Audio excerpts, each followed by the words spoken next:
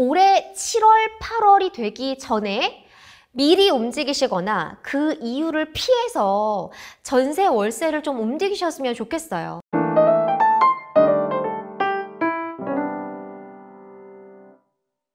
네, 여러분 안녕하세요. 부동산 미녀, 부미녀로 활동하고 있는 이현진입니다. 여러분, 저는요 올해 7월, 8월 여름이 너무 두렵습니다. 왜냐면요, 전세 시장이 폭풍 전야를 앞두고 있는데요. 여러분에게 꼭 필요한 임대차 3법을 제가 정리해 드리도록 하겠습니다. 네, 여러분, 오늘 제가 좀 시원하게 입어봤어요. 혼자 여름이죠. 네, 여름이 오기 전에 여기가 좀 더워서 이렇게 입어봤는데 올해 여름에도 얼마나 더울지 더위가 두렵습니다. 그런데요, 더위보다 더 두려운 게 있어요. 저는요 7월, 8월 이 전세 시장이 어떻게 될지 너무 불안하고 두렵습니다. 자, 그래서 여러분들이 전세나 월세 구하시는 분들은 이 임대차 3법을 반드시 꼭 알아두셔야 하기 때문에 오늘 그 내용을 정리해 드리도록 하겠습니다. 자, 임대차 3법만 생각하면 화가 나요, 정말. 정말 이거는 세입자들을 위한 법이라고 했는데 세입자들을 가장 고통스럽게 한 것 같습니다. 사실 제일 많이 피해를 본 사람이 집을 못 산 사람, 무주택자, 전세나 월세 살아야만 하는 사람들이 이 임대차법의 가장 큰 피해자가 됐죠. 여러분, 이 임대차법이 이제 2년 차를 맞이하게 되는데요. 그게 바로 7월, 8월입니다. 이때 전세 시장이 지금 굉장히 문제가 많이 될 것 같아서 걱정인데요. 한번 같이 보도록 할까요? 자, 임대차법은 정말 세입자들의 고통을 스럽게 했던 게 전 당시가 기억이 나요. 이 임대차법이 2020년 7월 31일 정도에 시행이 됐었는데 이때 어떻게 됐었나요? 전세나 월세 구하셨던 분들은 기억하셨을 거예요. 그 악몽이 전세 물량은 씨가 말랐죠. 그리고 전세값은 올랐죠. 거기다 물건은 없죠. 어딘가는 가야 되죠. 막 이런 상황들, 이게 너무 힘들었던 기억이 나고 겨우 울며 겨자 먹기로 전세는 못 찾아서 또 월세로 이동하시는 분들도 있었을 것 같고요. 그래서 주거비 부담도 올라가고 전세나 월세에 대한 이 부담도 굉장히 커졌던 것 같습니다. 자, 그런데요, 이게 이제 7월, 8월에 또 한 번 전세 시장이 들썩일 것 같습니다. 자, 그래서 제가 드리고 싶은 말씀은 올해 7월, 8월이 되기 전에 미리 움직이시거나 그 이유를 피해서 전세, 월세를 좀 움직이셨으면 좋겠어요. 지금 사실 어떤 일이 발생할지 아무도 예측할 수가 없거든요. 그런데 지금 시점에서는 일단 전세 시장이 불안해지는 건 거의 확실시 되고 있습니다. 자, 그러면 임대차 3법 도대체 너가 뭐길래 이게 문제가 됐을까 정리를 해보도록 할게요. 여러분, 임대차 3법에 대해서 많이 들어보셨죠? 여러분, 임대차 시장이라고 한다면 뭘 의미하나요? 간단하게 말해서 그냥 전월세 시장을 의미한다고 봐주시면 될 것 같은데요. 자, 3법이잖아요. 그러니까 세 가지의 법안이 합쳐져서 임대차 3법이 된 겁니다. 자, 그 첫 번째 법안은 가장 큰 계약갱신 청구권입니다. 자, 계약갱신 청구권을 가장 쉽게 설명을 드리자면 2+2다. 이런 말씀을 드리고 싶은데요. 원래 예전에 임대차 3법이 발의되기 전에는 전세가 2년 계약 단위로 이루어졌잖아요. 그래서 전세 사시는 분들은 집주인하고 계약이 안 되면 2년마다 이사를 다녔어요. 그런데 정부에서 세입자들을 위해서 2년 더 살게 해줄게 라고 해서 2년을 추가해서 4년 동안 전세를 살게 해준 게 계약갱신 청구권이죠. 자, 그런데 세입자를 보호한다는 취지였는데요. 이게 4년 동안 사는 게 문제가 아니었어요. 자, 2년을 연장을 하면서 일단 기존에 있는 세입자들이 연장을 했고요. 그러면서 전세 물량이 줄어들었습니다. 그리고 그 다음에 또 문제가 발생을 하는데요. 다음에 임대차 3법 중에서 두 번째는 전월세 상한제입니다. 전월세 상한제는 어떤 거냐면 전세 월세 가격 올릴 때 너 한 번에 올릴 때 5% 이내에서 올려. 5% 이내에서 올리는데 시세와 상관없이 넌 무조건 5% 이내에 올려야 돼. 왜냐면 계약갱신 청구권을 써서 연장한 사람한테는 너 5%까지밖에 올리지 마 라고 했습니다. 문제는요. 5%만 올릴 수 있게 해놓으니까 집값이 급등하는 시기였잖아요. 그러면 집값과 전세값이 급등을 했는데 전세 가격을 5%로 막아놓으니까 그 계약만 묶여있고 나머지 단지들은 전세값이 다 올랐습니다. 자, 그러면 집주인들이 바보는 아니죠. 어떻게 하겠어요? 자, 2년 동안 일단 홀딩해서 그래 2년 동안 나라에서 이렇게 하라니까 5% 이내로 올리자. 자, 두고 봐. 너 집값 올랐으니까 두고 봐. 그러면 4년 뒤에 어떻게 할까요? 이 4년 동안 오른 전세값을 여기다가 다 왕창 집어 넣었습니다. 그러면서 그동안 오른 인상분을 다 집어넣으니까 전세값이 훨씬 더 많이 올랐죠. 자, 이렇게 되면서 문제가 뭐냐면 한 단지예요. 여기는 계약갱신 청구권을 써서 이 가격이라면 나머지 단지는 2배, 3배 이런 전세 가격도 나오는 거예요. 그러니까 한 단지의 전세 가격이 막 몇 억씩 차이가 나는 그런 일들이 발생을 했었죠.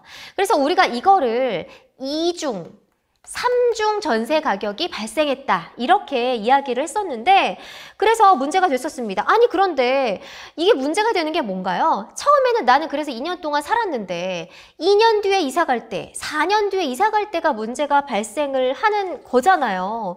그게 바로 올해 7월, 8월입니다. 여러분, 올해 7월, 8월에요. 그동안 안정적으로 5%에만 살았던 분들이 이제 이사를 가야 되거든요. 그러면 집주인들이 나머지 인상분을 모두 반영을 할 거고 전세, 월세 가격이 엄청나게 뛸 겁니다. 자, 집주인들은요. 그리고 그동안에 오른 가격과 함께 어떤 걸 전가하는 줄 아세요? 세금 부담도 반드시 전가를 할 겁니다. 집주인들은 나 그동안 세금 진짜 많이 냈어. 너 때문에 보유세 진짜 많이 냈으니까 세입자한테 전가할 거야. 어차피 물량 없고 세입자 너 갈 데 없잖아. 나 그냥 여기다가 세금 다 집어넣을 테니까 들어 올려면 올고 말려면 말고. 라는 게 되는 거죠. 자, 그래서 이게 진짜 집이 없는 서러움이 이렇게 큽니다, 여러분. 전세나 월세 사는 건 사실 내 계약으로 된 등기를 갖고 있는 게 아니잖아요. 내 마음대로 할 수 있는 게 아니고 집주인이 어떤 입김에 의해서 그들의 의지에 의해서 내가 움직여야 되기 때문에 이런 현상이 발생을 하는데 여러분 세입자의 고통은 생각보다 큽니다.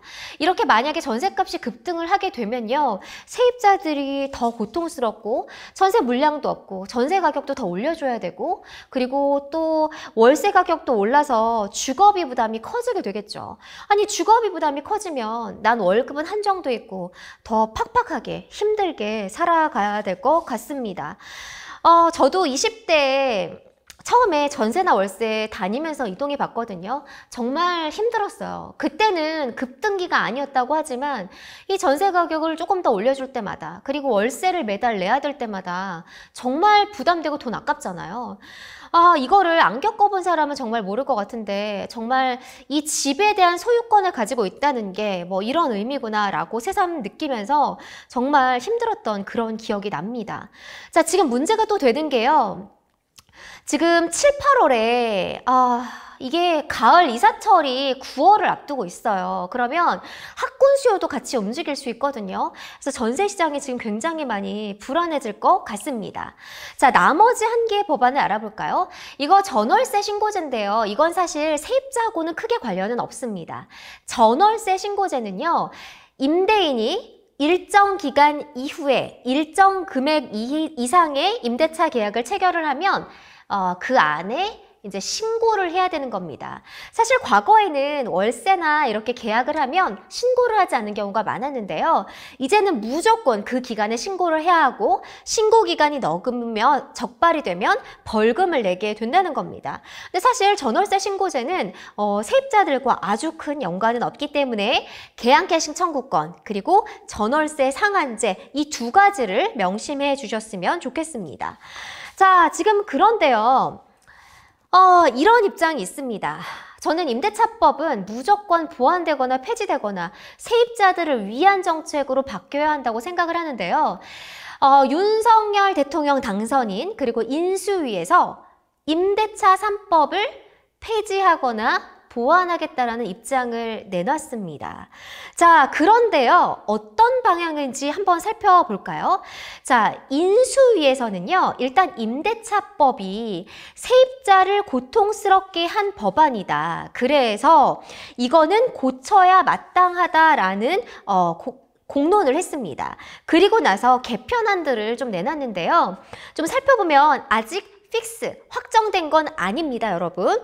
그런데 계약갱신 청구권을 4년이 아니라 3년으로 하거나 아니면 예전의 방식인 2년으로 되돌리는 방안을 하고 있고요. 만약에 4년을 연장해 주겠다라고 하는 임대인에게는 어떤 인센티브를 줘서 세입자의 부담을 덜어준다는 의미에서 어떤 인센티브 제도를 내놓을 거로 예상이 되고 있습니다. 그리고요. 전월세 상한제 5% 이내로 올리는 거 있잖아요. 그거는 아예 없애거나 아니면 상한율을 5%보다 높이는 방안이 검토되고 있습니다. 사실 여러분 이게 조금 생각을 해봐야 될 문제이긴 한데요. 물건 가격이요. 요즘 인플레이션이 엄청 심하잖아요. 그러면 뭐 치킨, 소주, 커피 뭐 모든 가격이 지금 인플레이션을 따라서 쭉 오르고 있죠. 그런데 그 가격을 어떻게 결정이 되나요? 수요가 많고 공급이 적으면 가격이 올라가죠. 그러면 자본주의, 시장 경제 논리에 의해서 가격이 결정이 된단 말이에요. 그러니까 가격이 자동적으로 결정이 되는데 집값이 오르는 시점에서 정부에서 의도적으로 5%를 묶어놓으니까 부작용이 발생을 한 거예요. 그냥 집값이 오르면 전셋값도 오르는 게 맞고요. 집값이 내리면 전셋값도 내리는 게 맞는데 이걸 어떤 5%라는 그 규정을 해놓으니까 여기저기서 부작용이 발생을 했을 겁니다. 그래서 인수위에서는 이거를 조금 더 현실적으로 바꾸겠다라는 의도를 한 것 같습니다. 하지만 제가 취재를 해보고 많이 공부를 하고 지금 상황을 지켜본 결과 인수위에서 이거를 폐지하는 건 정말 힘들 것 같아요. 이게 법안을 고쳐야 되는 문제인데 지금 쉽지는 않을 것 같습니다. 민주당에서 이 법을 만들었기 때문에 동의를 받기가 참 힘들 것 같고요. 그럼 보완을 하는 방안이 있을 텐데 어쨌든 지금 문제가 임대차 3법을 폐지하든지 보완을 해두든지 세입자에게 더 이상 고통을 주면 안 되는 거잖아요. 근데 어떤 방식이든지 임대차 시장이 불안해질 수밖에 없고 세입자들이 어떤 피해를 볼 것 같아요. 그래서 이거를 시장의 충격을 최소화할 수 있도록 우리가 전세나 월세 사시는 분들은 사실 제일 그냥 힘들게 사시는 분들이 많잖아요. 그런 분들에게 더 이상 고통을 주면 안 될 것 같다는 생각이 들어서 충격을 덜 할 수 있는 방법들이 조금 잘 나왔으면 좋겠다라는 생각이 좀 들었습니다. 사실 이제 전세나 월세 구하시는 분들은 사실 뭐 그냥 계속해서 시장이 완만해도 옮겨 다니기 힘든데 이게 불안해진다고 하면 훨씬 더 힘들어질 수밖에 없을 것 같습니다. 자, 오늘은요, 임대차 3법에 대해서 제가 정리를 좀 해드렸는데요. 이거를 뭐 어떤 거다 이렇게 규정을 알기 전에 전세나 월세를 구하시는 분들은 나와 직관적인 연관이 있기 때문에 어떻게 시장이 변하는지 미리미리 공부하시고 준비를 하셨으면 좋겠습니다. 제가 다음 영상에서요, 그러면 임대차 3법이 이렇게 이야기가 되는데 내가 어떤 전략을 해야 되는지 나는 도대체 어떻게 해야 될까? 이 문제에 대해서 같이 같이 고민해 보도록 하겠습니다. 네, 여러분 오늘도 도움이 되셨으면 좋겠고요. 이 영상이 도움이 되셨다면 좋아요, 구독 눌러주시면 제가 더 힘내서 힘차게 하도록 하겠습니다. 그리고 여러분 만약에 전세나 월세와 관련해서 또 고민이 있으신 분들이라고 하면 댓글 남겨주시면 제가 댓글 보고 있으니까요.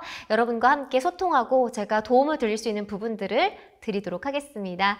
여러분 부민영 물러가도록 하겠습니다. 감사합니다.